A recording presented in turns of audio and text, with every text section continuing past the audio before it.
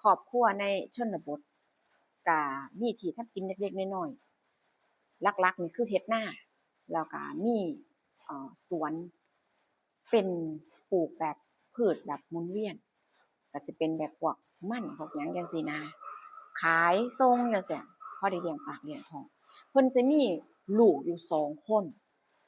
ชายหญิงแต่ว่าที่ความเป็นมานี่คือว่าเขาบ่แม่นลูกพ่อแม่เดียวกัน ลูกผู้หญิงเนี่ยเป็นลูกสาวที่ติดมากับแม่นั่นก็คือแม่เลี้ยงแล้วฝ่ายชายนี่เป็นลูกผัวมู่เจ้าเคยได้ยินบ่เช่นว่าผัวก็ลูกติดเมียก็ลูกติดมาอยู่นำกันนั่นแหมแล้วก็เลี้ยงคู่กัน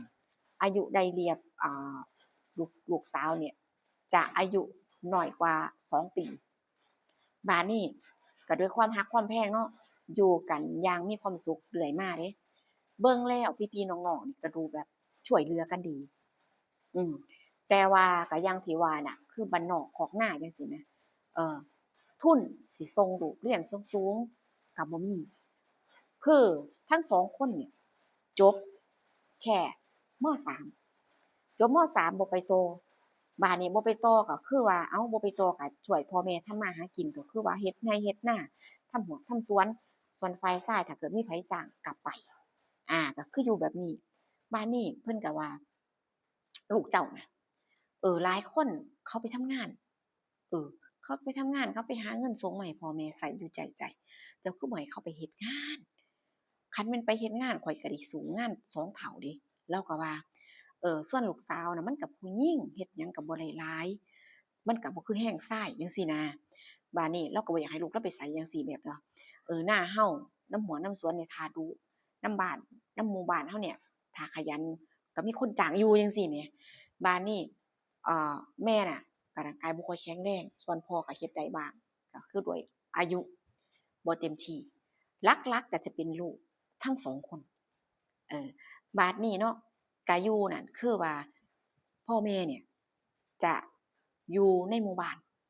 แต่ว่าลูกเนี่ยจะอยู่คล้ายๆเหมือนกับว่าบ่ได้อยู่ถาวรแต่ว่าอยู่นาเนี่ยก็จะมีเถียงนาน้อยอืมบ้านเฮาก็สิเอิ้นเถียงนาน้อยพอได้พักเช้าบางเทื่อเมื่อยจังซี้ก็บ่เมื่อก็นอน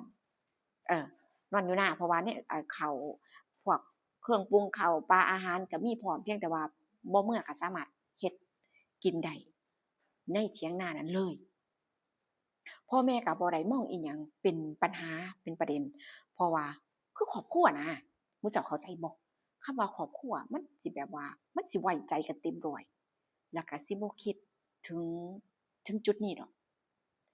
อ่า80% 90%เปอร์เซ็นต์เนี่ยคนในครอบครัวเราสิบ่คิดเดะอีกอย่างคือการเติบโตมาด้วยกันคำว่าพี่ๆน้องๆแต่ในก้นบึ้งหัวใจของคนเราเนี่ยมันก็บ่มีไผสิจะคาดเดาได้อีก อันนี้คือข้อยเห็นกับตาเดะพี่น้อง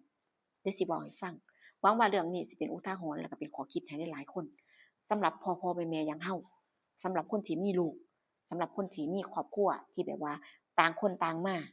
ต่างคนมีลูกติดมาเจอกันมันบ่ควรที่มันก็สิบ่ควรที่แบบว่าละเลยจนให้เกิดเรื่องราวนี้ขึ้นนะสิเว้าให้ฟังว่า บัดนี้คือแบบว่าหน้าเนาะเออหมู่บ้านเลาก็ดำเลาว่าข้อยบ่มีเงินสิไปจ้างรถก็ดำบางเที่ยพ่อแม่ก็ไปช่วยบางเทื่อก็อาจจะเป็นลูกแต่บทบาทที่มากที่สุดคือคนเฮ็ดที่สุดคือลูกเฮ็ดนามาทีนี้เมื่อยเมื่อยก็บ่เมื่อพ่อแม่ก็ฮู้แหล้วว่าลูกทำงานมาบางทีดำนามันค่ำเด้รกกะผู้เจ้าเคยเฮ็ดบ่รกกะน่ะเออถ้าไผลูกชาวนาก็สิฮู้ตั่วเนาะ รกกาโอ้ยตะเว้นตกดินก็ยังสาวอยู่ไวๆแม่นบ่เจ้ากะว่าทันได้หลายบางคนก็ว่าดำน้ำบางเทื่อก็ลูกตั้งแต่ดึกๆพู้นคันตะเว้นเที่ยงมามันร้อนแม่นบ่ล่ะขึ้นมาพักนี่คือเป็นเวลาคือแบบว่าสิหอบสังขารเจ้าของเข้าเมื่อบ้านมันก็บ่ไหวจังซี้นะความคิดนะก็เลยอยู่นาก็เหมือนกับว่าอยู่กัน2คนพี่น้องนี่แหละก็คือว่าพี่กับน้องอยู่นำกัน2คน เฮ็ดนาเฮ็ดนานี่เมื่อยๆจังซี้เนาะเฮ็ดกับข้าวกับน้ำกินแล้วก็นอนนั่นล่ะคือหมายถึงว่าตอนเช้าเนี่ยก็ต้องเตรียมตัวแต่เช้าแม่นบ่เพราะถ้าอยู่บ้านนี่เพื่อจะออกมานาได้มันก็สายแล้วแม่นบ่ร้อนแล้วจังซี้นะแต่ว่าถ้าอยู่กับหม้องดุมปุ๊บปั๊บมาก็ลงหน้านาเลยอิหยังๆก็บ่ได้ ยุ่งยากนั่นคือเน้นความสะดวกสบายพ่อแม่ก็เห็นดีด้วยว่าอยู่ไปโดดลูกบ่เป็นหยังดอกถ้ากะอยู่กะเซาเพราะว่าหน้าคนอื่นเขาก็อยู่คนเขาก็อยู่หน้าคือกันบ่ได้เป็นตาย้านจังซี่พวกไฟฟ้าก็ฮอดก็ถึงจังซี่นะบ้านนี้อยู่ตามอยู่เนาะอยู่ตามอยู่แล้วเราก็บ่คิดว่าลูกเรานั่นจะเป็นแบบนี้พี่ๆน้องๆคือว่านั่นน่ะความเข้าอกเข้าใจอาจจะแบบว่าความใกล้ชิดแล้วก็ด้วยช่วงเวลาเขาเป็นหนุ่มสาวใหญ่เป็นผู้ใหญ่แล้วมีความคิดความอ่านมีความรู้สึกมีความต้องการของคนอ่าคือกันกับคนทั่วไปอันนี้2คนเนี่ยก็คือว่าอยู่นำกัน2:2เนาะเออบางครั้งบางทีแม่นบ่ล่ะนั่นล่ะอารมณ์พาไปบรรยากาศบ้างต่างๆนานาเออก็เลยแบบว่าก็เลยแบบความสัมพันธ์ของระหว่างพี่น้องเนี่ยมันเกิดความลึกซึ้งจังซี้นะเกิดความลึกซึ้งเกิดความรักความชอบแต่จะมองว่ามันก็บ่แปลกเดะเพราะว่าเขาก็คนละสายเลือดแม่นบ่คนละสายเลือดคนละพ่อละแม่แม่นนี่นะก็คือกับชายกับผู้หญิงทั่วไปที่เราไปเห็นไปมักกันแล้วล่ะไปลักษณะว่าบ้านนี้เพียงแต่ว่าเขาได้เลี้ยงได้เติบโตในครอบครัวเดียวกันแค่นั้นเองเขาก็เกิดมักเกิดชอบกันในเมื่อชายหญิงเกิดมีความรู้สึกดีๆแม่นบ่ เจ้าคิดว่ามันสิไปไสรอดจังซี้นะเขาก็อยู่กันตามลำพังเนาะนั่นล่ะบ้านนี้เขาก็มีความสัมพันธ์แล้วก็ความจั่งใดอะความลึกซึ้งกันระหว่างพี่ๆน้องๆบัดพ่อแม่ก็บ่ฮู้แล้วก็ว่าลูกรักแพงกันอยู่นำกันมันเบิ่งแย่งกันได้ดีแล้วล่ะผู้ใหญ่ก็เบิ่งน้องติล่ะจังซี้นะก็อยู่ๆๆไปเอาหมู่เจ้าเชื่อบ่บ้านนี้ด้วยด้วยตั้งแต่เริ่มเริ่มเฮ็ดนาเนาะเริ่มหว่านกล้าตั้งแต่เริ่มต้นว่ามันก็เป็นช่วงเวลาหลายเดือนเป็นช่วงเวลาหลายเดือนมานี้เอ่อเข้าสู่สิแบบสิเกี่ยวข้าวแล้วจังซี้นะบ้านนี้ก็เกิดอาการแปลกๆผู้เป็นลูกสาวก็คือว่าร่างกายทรุดโทรมผอมแบบว่าซีดเซียวจังซี้นะ จั่งใดดั่งสายตาผู้มีประสบการณ์อย่างเช่นแม่หรือชาวบ้านนี่เขาจะมองว่าห่วยอันลูกนี่บ่ทันมีผัวแต่ว่าคือคนแบบคือคนท้องแท้ผิวพรรณจั่งซี้มันแม่นเดะนี่มันคือบ่สอบ่ใสคือจั่งผู้สาวคือจั่งกับคนอื่นเขาจังซี้นะบ่มีสีมีวรรณบ้านเราเอิ้นว่าบ่มีสีมีวรรณเนาะทางแม่ก็เริ่มสังเกตว่าเอ๊ลูกเรานี่มันคือแปลกแท้แต่ว่าก็บ่มีหนุ่มมีผู้บ่าวทางใดมาจีบแม่นี่ก็เลยสอบถามลูกชายว่าหลังๆนี่ สูไปเฮ็ดนาอยู่นานี่มีหนุ่มมีหยังไปจีบน้องบ่มีผู้ชายไปเกี่ยวไปพันไปจีบไปหยังบ่ถามแหน่บ่อ้ายก็ว่าบ่มีเดะล่ะบ่มีไผไปก็อยู่นาไผสิออกไปนาก็อยู่กันแค่สองคนนี่ล่ะบ่มีไผดอกมึงเบิ่งน้องมึงดูเบิ่งมันคือจั่งใดก็บ่แม่นคนมีผัวรูปร่างมันก็จะเปลี่ยนไปตามกาลเวลาเนาะ อีหยังก็บ่ฮู้แหละแต่ว่าคือรูปร่างของผู้หญิงเนี่ยพอแต่งงานพอมีครอบครัวมันจะเกิดความเปลี่ยนแปลงเกิดสูบเกิดพร้อมเกิดเอ่อบ่สดใสอาต่างๆนานาคือว่าคนที่มีประสบการณ์ก็สิสังเกตเห็นชัดจังซี้นะคือรูปร่างมันเปลี่ยนรูปร่างเปลี่ยนไปแม่ก็ว่าอ้าวมันก็เปลี่ยนเถาะน้องว่าแต่กูคิดมาก จังซี้นะก็ถามลูกว่าถ้าบ่สบายก็หาหมอเอายาไปกินบ้างเด้อลูกยาสิโหมงานหนักถ้าเกิดว่าบ่สบายก็พักบ้างเฮ็ดให้มันน้อยลงด้วยความเป็นห่วงของพ่อของแม่เด้บ้านนี้พออยู่ไปอยู่มาท้องมันก็เริ่มโย่เนาะเอ่อคือว่านับไป5 เดือน6 เดือนเด้บาดนี้เฮ็ดนาก็บ่ค่อยไหวเฮ็ดงานก็บ่ค่อยรอดเมื่อยเซางาบเซาเงยผู้ผู้เป็นลูกสาวก็เซางาบเซาเงยโอ้ยเมื่อยหลายจังซี้นะ พ่อแม่ก็ได้ออกไปซอยเมื่อยปานใดก็ได้ซอยกันเพราะว่าก็เห็นว่ามันชัดเจนในปานนี้ว่ารูปร่างเปลี่ยนอย่างชัดเจนว่าท้องเริ่มโย่เริ่มยืดเริ่มป่องบาดนี้ครอบครัวเนาะเริ่มเห็นว่ามันชัดเจนแล้วบัดนี้ก็มาจับเข่าคุยกันในบัดนี้ครอบครัวผู้เป็นแม่นี่สังเกตเห็นว่าตอบแม่ตามความจริงว่าสูสองคนนี่ได้เฮ็ดหยังบ่ถูกบ่ควรบ่ความความลับมันบ่มีในโลกเพราะหยังเพราะว่าคนสองคนน่ะถ้าอยู่นำกันแล้วถ้าบ่เอ่อป้องกัน มันก็เป็นเรื่องธรรมดาที่จะเกิดเหตุการณ์นี้ได้บ้านนี้ผู้เป็นลูก2คนเนาะก็ก้มหน้าก้มตานะก็สิพอฮู้แล้วว่าพ่อกับแม่นี่หมายถึงหยังอืมผู้ลูกชายก็อดบ่ได้สารภาพว่าได้อยู่กินกันคือจังกับผัวเมียกับกับผู้เป็นน้องนี่มานับนานหลายเดือนแล้วแต่ว่าก็บ่ฮู้คือกันว่าน้องเนี่ยป่องตั้งแต่ตอนใดเพราะว่าก็สิบ่ฮู้ว่าจักเดือนแต่ว่าก็ก็สังเกตว่าคือว่าท้องมันดุกดิกแล้วจังซี้คือสังเกตว่าเริ่มดุกดิกแล้วก็สิคร่าวๆก็สิประมาณแม่ก็คร่าวๆประมาณม5กับ6เพราะว่าก็ตามเวลาตามขั้นตอนที่แบบว่าเราก็เคยมีลูกจังซี้นะเราก็คาดเดาว่าโอ๊ยสูปานนั้นป่านนี้สิเฮ็ดจั่งใดบาดนี้ทั้งพ่อทั้งแม่เนาะก็บ่เว้าแบบว่าเกริ่กให้คนได้ฮู้ได้เห็นจังซี้นะแต่ว่าถ้าถามว่าปิดได้บ่มันปิดบ่ได้ดอกแต่ว่าก็สิหาทางออกระหว่างครอบครัวก่อนนั่นนะความหมายว่าแล้วก็ว่าเอาวิธีนี้พูดไปแม่เอาวิธีนี้คือปัญหาเนาะมันเป็นเรื่องของครอบครัวแล้วก็เป็นเรื่องที่น่าอายเด้พี่ๆน้องๆแม่นบ่แต่เขาก็บ่แม่นทางสายเลือดซึ่งถามว่าเอากันได้บ่มันก็เอากันได้อยู่ได้แล้วก็สามารถจั่งใดมีทายาทได้นั่นนะเว้าง่ายๆซะบ่มีผลหยังแม่ก็เลยว่าบ่มีผลหยังก็ยังดีอยู่เอาจังซี้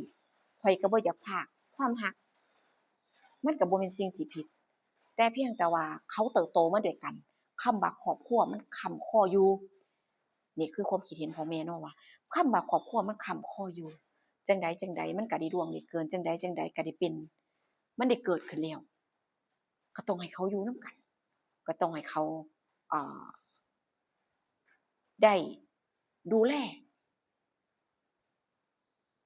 ได้สร้างฐานะครอบครัวนำกันต่อไปบ่แยกบ่ห้าม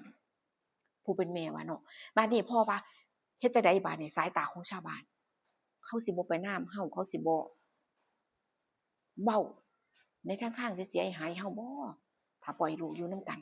บัดนี้คันสิเอาไผมารับผิดชอบผู้ชายคนอื่นไผสิเอาแม่นบ่เพราะว่ามันอยู่แล้วเออป่องขึ้นมาให้เห็นแล้วแม่นบ่บัดนี้ผู้ใดก็บ่เอาแล้วไผสิมารับภาระเลี้ยงหาเลี้ยงทั้งๆที่มันบ่แม่นอ่าสิ่งที่เจ้าของสิมารับนี่แหมบัดนี้แม่ว่าบ่ได้ชาวบ้านเขาบ่ได้มารับรู้หรือว่ามาเป็นทุกข์เป็นร้อนนำเราดอกเว้าเขาก็เว้าบ่โดนบ่ถึงปีเขาก็ลืมเรื่องนี้มันก็สิกลายเป็นเรื่องธรรมชาติเป็นเรื่องปกติแต่ว่ามันก็จริงของเราเดะเราก็ปล่อยให้2คนพี่น้องเนี่ยอยู่นำกันแต่ว่าเราว่าบ่ให้เขาไปในบ้านบ่ให้เขาไปในบ้านหมายถึงว่าบ่ให้เขาไปอยู่เรือนนำพ่อนำแม่จังซี้นะให้อยู่นาเลยให้ใช้ชีวิตอยู่เป็นครอบครัวอยู่นาเลยนั่นล่ะคือให้มันเงียบจากเสียงเว้าจาของคนสายตาของคนอยู่เป็นความเป็นส่วนตัวจังซี้นะก็สังคมกับผู้คนมันก็น้อยลงแม่นบ่ล่ะเออเพราะว่าหยังบ่เขาก็รู้ๆกันดีแหละแต่ว่ามันก็ต้านทานความต้องการบ่ได้มันก็ต้านทานความรักความเสน่หาของเจ้าของบ่ได้มันก็เลยเกิดเรื่องราวแบบนี้ขึ้นหมู่เจ้าเคยเห็นบ่เรื่องราวแบบนี้เคยเห็นบ่ถ้าถามแอดเด้เคยเห็นเออเคยเห็นแต่ว่าก็เป็นแบบว่าเครือญาติห่างๆของข้อยนี่ล่ะเออบัดนี้พ่อแม่เฮ็ดจั่งใดคือว่าบ้านข้อยก็สิมีเขาเอิ้นพิษผีเนาะเขาเอิ้นพิษผีพ่อแม่ก็ให้ไปอยู่เล้าหมูเล้าไก่เดะอยู่เป็นเวลา3เดือนอืมอันนี้คือออกนอกเรื่องที่เล่าให้ฟังเด้อนี่คือนี่เรื่องที่เคยเห็นมานี่เป็นญาติกันนะบัดนี้พ่อแม่ก็ให้ไปอยู่เล้าหมูเล้าไก่คือว่าเพิ่นว่าจั่งใดอะมันเป็นการผิดผีที่แบบว่าอย่างรุนแรงจังซี้แหมผิดอย่างแรงจังซี้เพิ่นเลยว่าแก้เคล็ดไปนำบาดนี้เสร็จแล้วเพิ่นก็ไล่ออกไปอยู่นาอยู่ครบ3เดือนนี้แต่ว่าเขาบ่ได้เลิกรากันหรอกแต่ว่าเขาก็อยู่นำกันนั่นแหละอันนี้คือสิเว้าให้ฟังว่าเป็นพี่น้องท้องเดียวกันเดะที่เว้านี่อันคนละเรื่องกันเลยเดะครับที่ข้อยเล่าให้เจ้าฟังเด้อถ้าข้อยฟังฮอดตอนจบอันนี้มันก็สิมีตอนนิดหนึ่งเนาะข้อยอยากเว้าให้ฟังว่าความเป็นจริงมันมีอีหลีหั้นนะว่าบัดนี้อันนี้คือว่าพี่น้องท้องเดียวกันเดะบัดนี้พ่อแม่ญาติผู้ใหญ่ผู้เฒ่านี่ก็ย้ำนักย้ำหนาว่า สูอยาปองสูอยามีทายาทเด็ดขาดเพราะหยังมันจะเกิดผลเสียเอ่อกับกับทายาทนั่นล่ะกับลูกๆหลานๆน่ะนั่นล่ะมันจะเป็นภาระจั่งใดก็คือสูจะอยู่ได้แค่ผัวๆเมียๆเท่านั้นถ้าอยากได้ลูกถ้าอยากมีทายาทสูจะต้องเลิกรากันแล้วไปเอาผู้ใหม่ถ้าบ่อยากเลิกราถ้าอยากอยู่นำกันถ้ารักถ้าแพงกันก็บ่ต้องมีลูกจังซี้เด้เขาเจ้าว่าจังซี้เพราะว่าเพิ่นย้านว่ามันเกิดผลเสียมาตามมานั่นนะเพิ่นก็ว่าจังซี้แต่ว่าถ้าถามว่าซุมื้อนี้เพิ่นอยู่นำกันบ่เพิ่นเลิกกันเดะเพิ่นอยู่กันประมาณ5-6ปีเออเพิ่นอยู่กัน5-6ปีแล้วเพิ่นก็เลิกบัดนี้ผัวก็ไปเอาเมียใหม่เมียก็เอาผัวใหม่ต่างคนก็ต่างไปก็มีลูกมีเต้ามีครอบครัวอยู่ตามปกติคือว่าแหละเป็นช่วงเวลาเนาะเป็นช่วงเวลาเป็นอาจจะเป็นความหลงผิดอาจจะเป็นการตัดสินใจแบบผิดในช่วงเวลาวัยรุ่นช่วงจังหวะของเวลาของชีวิตครั้งหนึ่งประมาณนี้นะอุ้ยบอกไปมันสิยาวพี่น้องจ้าอันนี้คือความจริงท่อนหลังนี่คือความจริงเด้อขอยืนยันอีเดียว่าความจริงนี่นะเป็นพี่ๆน้องๆนี่ล่ะ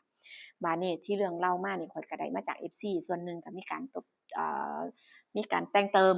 ให้มันเป็นเรื่องเต็มให้น่าฟังนะพี่น้องจ้าอันส่วนที่ว่าไผได้ FC ได้เข้ามารับฟังรับชมแล้วผู้เจ้าเคยผ่านเคยเจอเคยเห็นบ่จังซี่ก็คอมเมนต์มาพูดคุยกันได้ส่วนไผที่มีความคิดเห็นที่ต่างเด้อบัดนี้เด้อไผไผที่มีความคิดเห็นที่ต่างจังซี่เนาะก็ผิดพลาดประการใดก็ขออภัยได้หลายขออภัยหลายๆเจอกันคลิปหน้าพี่น้องดูว่าผู้สิมีเรื่องเล่าหยังมาเล่าให้ฟังอีกส่วนคลิปนี้ไปแล้วนะคะสวัสดีค่ะ